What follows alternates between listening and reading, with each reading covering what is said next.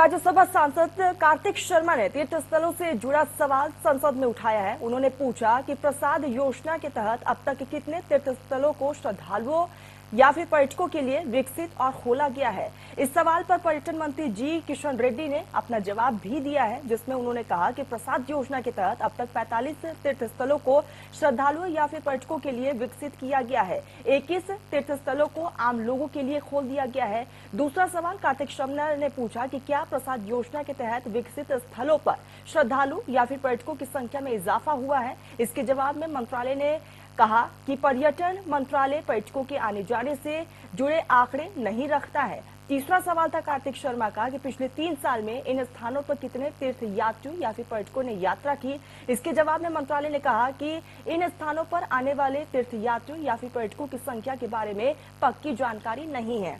चौथा सवाल जो कार्तिक शर्मा की तरफ से पूछा गया, कहा गया कि क्या हरियाणा के किसी स्थल को इस योजना में शामिल करने का प्रस्ताव है, जिसके जवाब में कहा गया कि हरियाणा में नाडा साहिब गुरुद्वारा और माता मानसा देवी मंदिर का विकास परियोजना पहले से ही स्वीकृत किया गया है।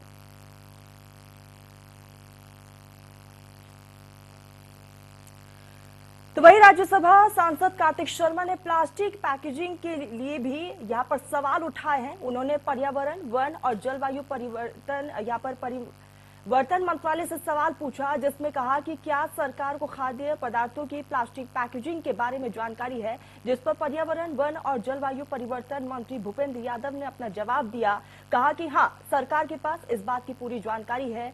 दूसरा सवाल कार्तिक शर्मा का था कि पिछले 3 साल में कितनी मात्रा में प्लास्टिक पैकेजिंग का उपयोग किया गया है। जवाब में बताया गया मंत्रालय की तरफ से कि पिछले 3 साल में 2.32 मिलियन टन यहां पर प्लास्टिक पैकेजिंग का इस्तेमाल किया गया है।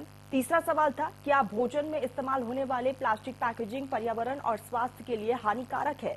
जवाब में बताया गया कि पर्यावरण और लोगों की सेहत के मद्देनजर प्लास्टिक पैकेजिंग को लेकर मानकों के तहत कदम उठाए गए हैं।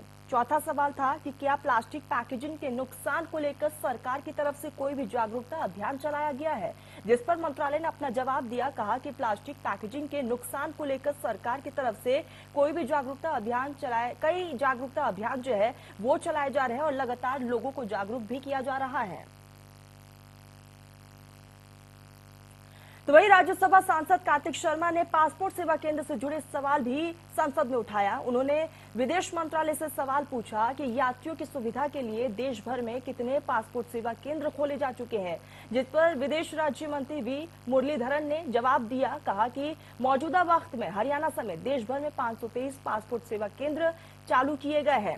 और इसके साथ ही दूसरा सवाल कार्तिक शर्मा ने पूछा कि क्या सरकार पासपोर्ट के आवेदन करने के लिए ऑनलाइन पोर्टल बनाने जा रही है, जिसके जवाब में मंत्रालय ने कहा कि पासपोर्ट के आवेदन के लिए पहले से ही उपलब्ध है।